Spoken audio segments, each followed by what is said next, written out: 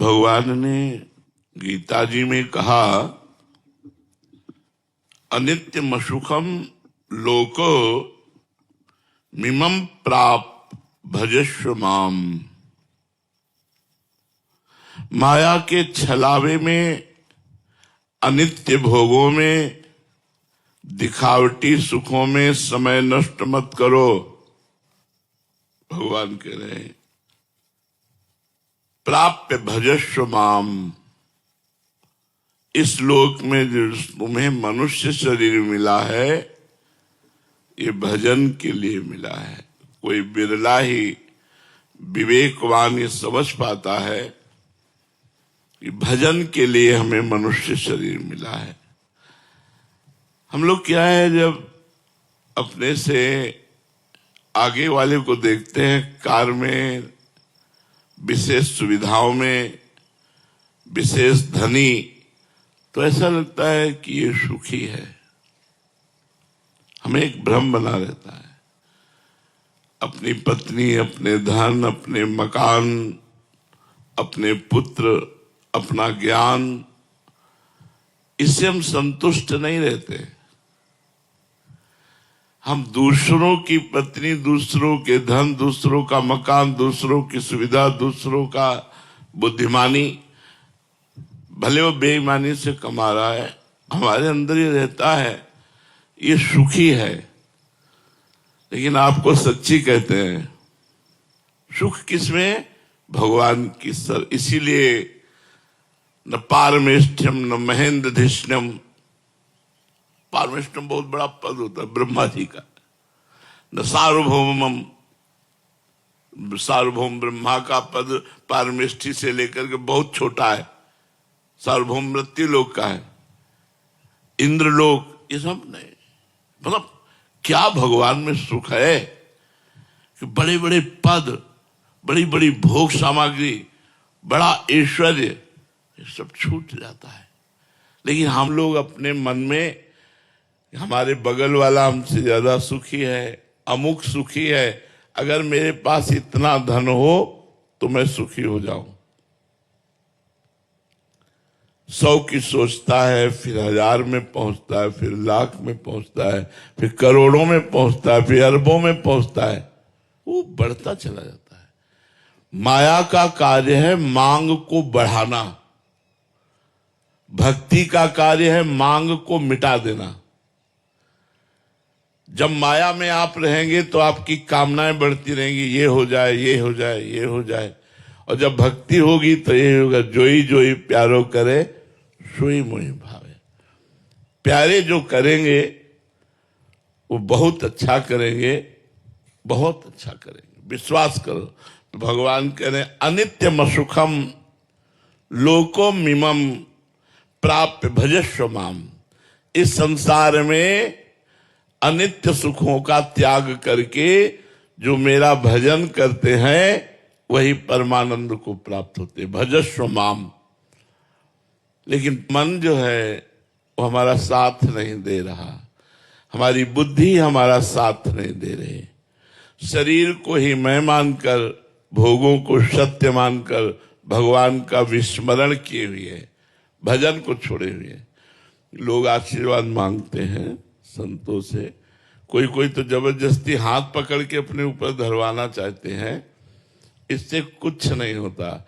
यदि आप भजन नहीं करोगे, इस लोक में कोई आपको सुखी नहीं कर सकता।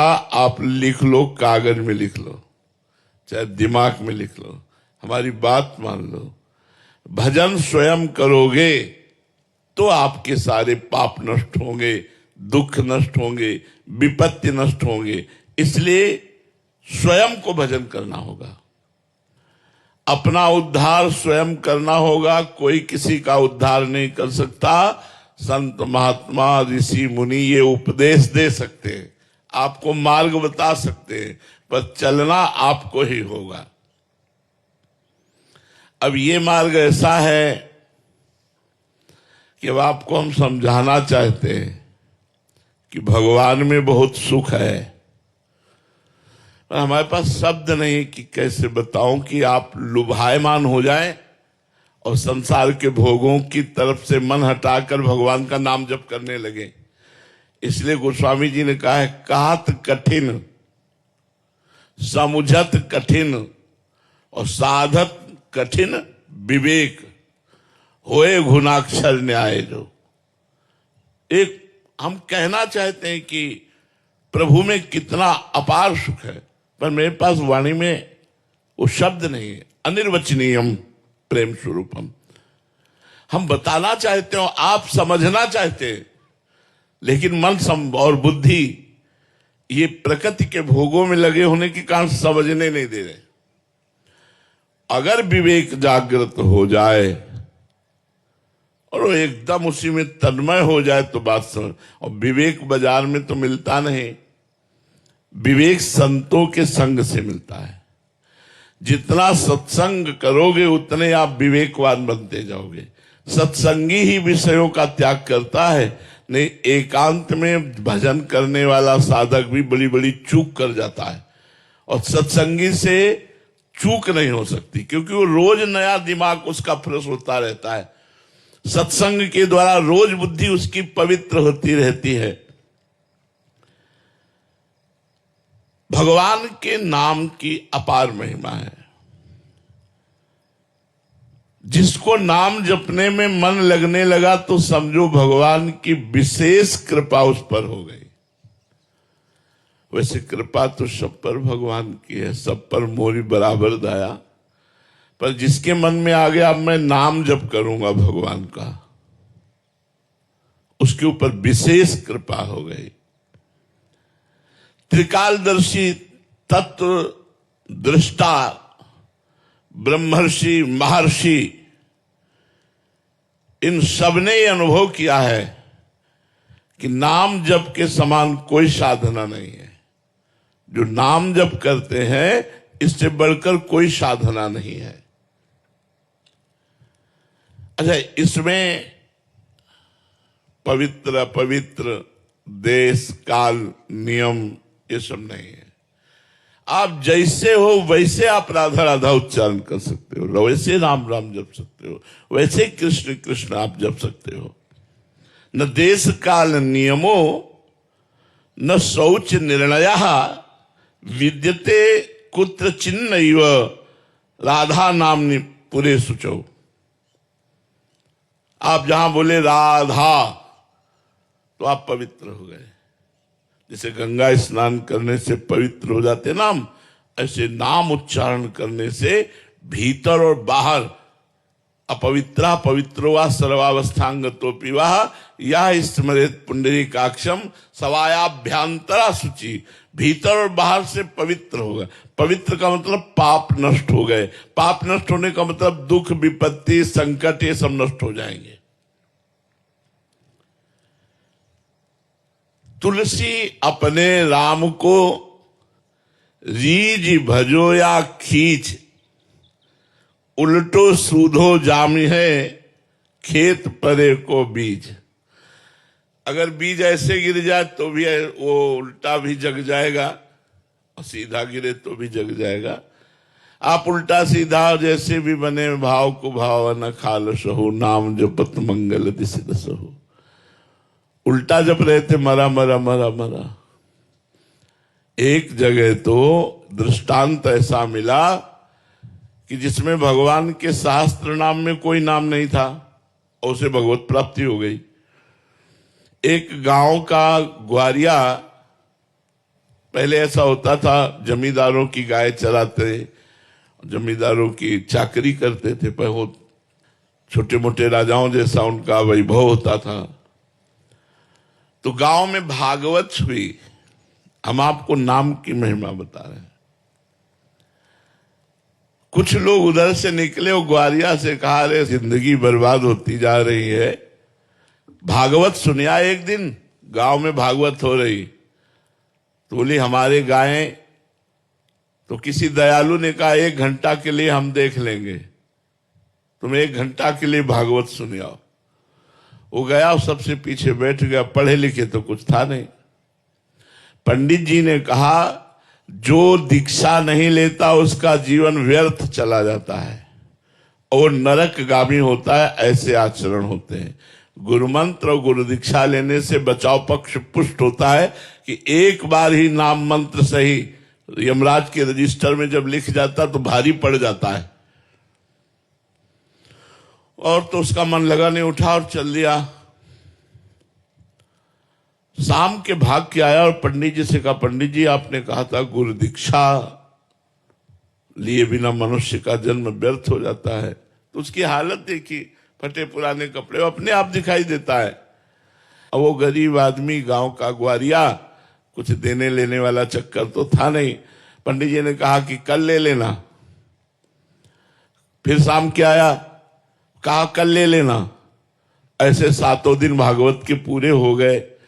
8वें दिन पंडित जी, अब रात्रि में खूब भागवत समाप्त हुई तो दही दूध रबड़ी, जब तो सुबह 4 बजे तड़के शौच जा रहे थे। पहले लेटरिन बाथरूम तो होते नहीं थे, तो बाहर शौच जा रहे थे। उसने सोचा यही अवसर है पंडित जी से मिलने का। दौड़ के गया और कहा, पंडित जी गुरु मंत्र दे दो। अरे बोले पागल है, बोले बिना गुरु मंत्र लिए अब ले जाएंगे।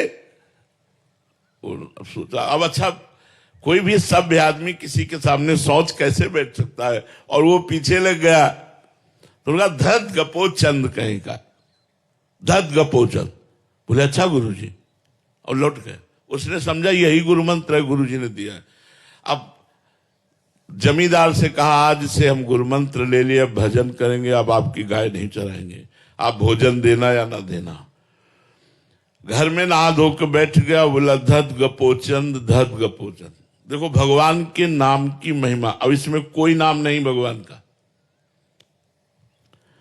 रोज नियम से जपना और रोज हृदय से प्रार्थना करना कि प्रभु मैं तो गंवार हूं, मैं नीच हूं, पाप भी हमसे बने, प्रभु हम पर कृपा करो।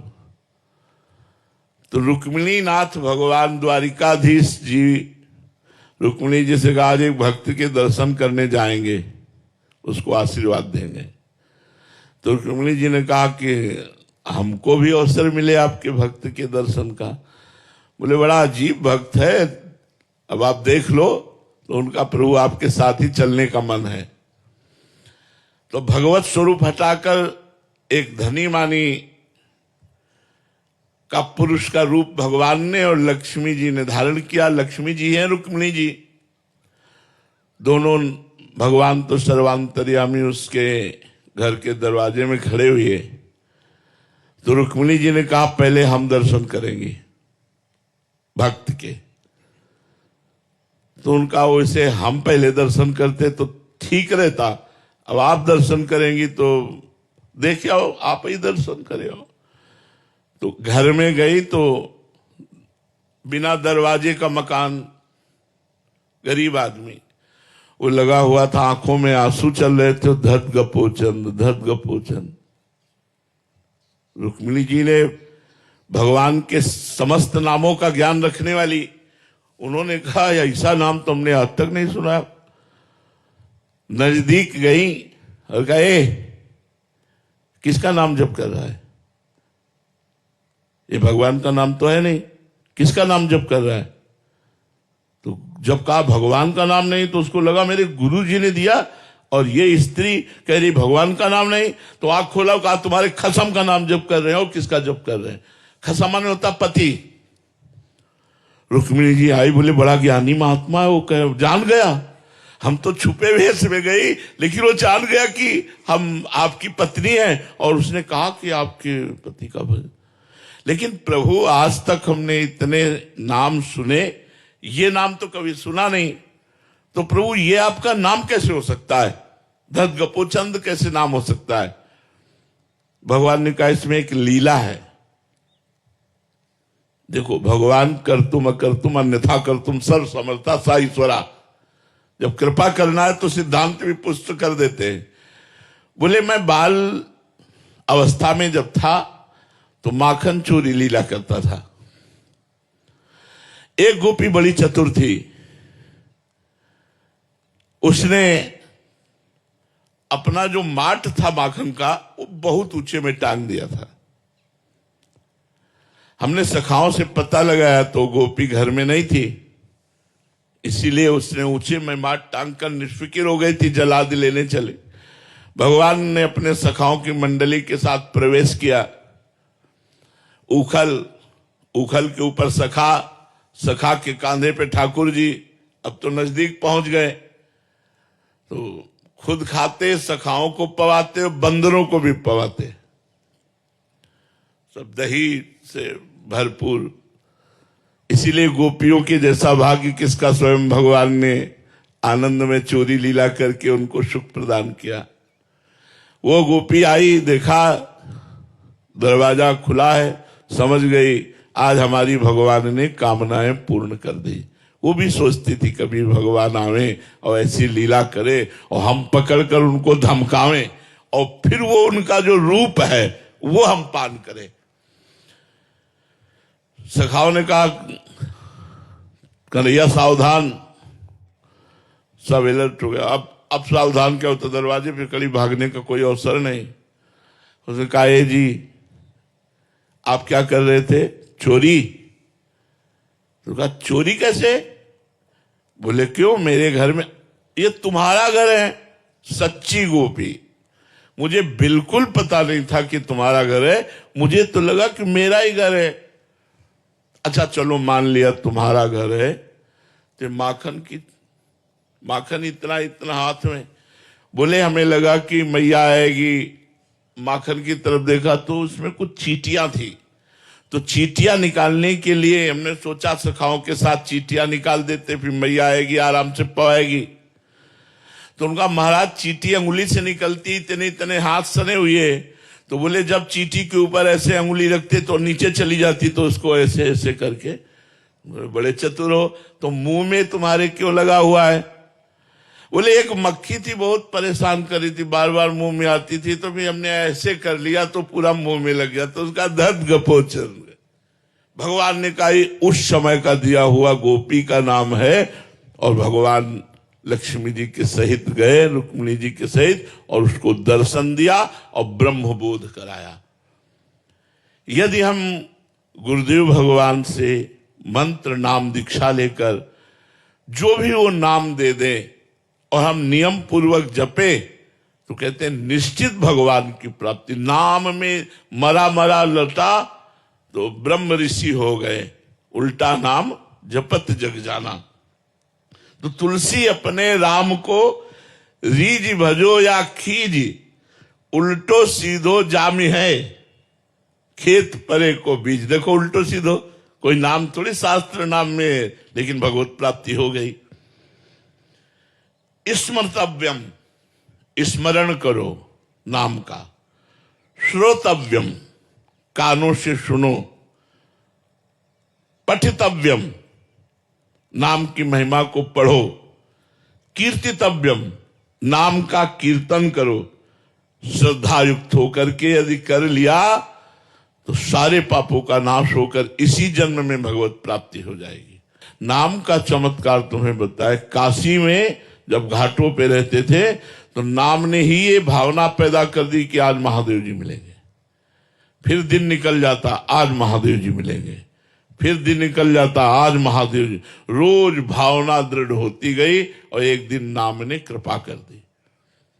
नाम की बहुत कृपा, चाहे जिस संप्रदाय का हो, चाहे वो स्त्री पुरुष गृहस्थ विरक्त कोई भी हो, यदि नाम जप करे तो सारे दुखों का नाश हो जाए।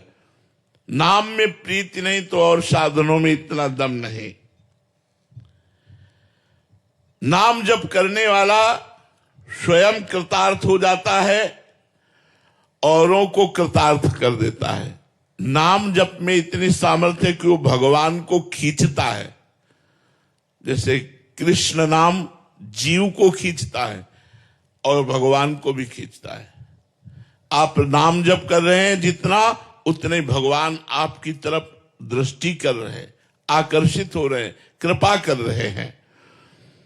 आकृष्टा कृत चेतसाम स्महता मुच्चाटनम चांगहसा मां चांडाल ममूक लोक सुलभो वश्यम च मुक्ति स्त्रिया।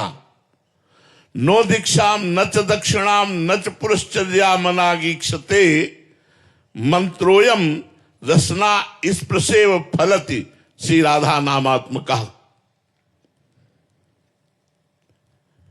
यदि आप राधा राधा उच्चारण करते हैं परंतु आपने दीक्षा नहीं ली तो यही दीक्षा हो गई। जो सुन रहे हो ना कि राधा राधा जपो, ये दीक्षा हो गई। तो कह रहे हैं आकृष्टाकृत चेतसाम, आपके चित्त को जो विषय आकर्षण कर रहे हैं वो नहीं कर पाएंगे और प्रभु की तरफ आकर्षित हो जाएगा आपका चित्त। आप चाहे चांडालवत आचरण करने वाले हो, मां चांडाल ममुक, बिल्कुल नीच आचरण करने वाले हो और राधा राधा राधा नाम जप कर रहे हैं, वो आपके चित्त को आकृष्ट करके भगवान के चरणों में पहुंचा देगा। वश्यम च मुक्ति स्त्रिया, मुक्ति उसके वश में ऐसे हो जाएगी जैसे पतिव्रता पत्नी अपने पति में आसक्त हो जाती है। मतलब मुक्ति उसके पीछे ढूलेगी जो नाम जप कर रहा है, लेकिन निरंतर। नो दीक्षाम, मत दीक्षा लो, न च दक्षिणाम, कोई दान मत करो, दक्षिणा मत दो, न च पुरश्चर्याम, इसका कोई पुरस्चरण भी नहीं कि इतने लाख काम अनुष्ठान लेते हैं। बस रसना स्पर्शेव, तुम्हारी जिह्वा से स्पर्श होना चाहिए, राधा राधा राधा राधा, राम राम राम राम, कृष्ण कृष्ण कृष्ण, साम सदाशिव साम, परम मंगल हो जाएगा। इसलिए सबसे प्रार्थना है चलते फिरते उठते बैठते नाम जप कीजिए और कुछ समय एकांत में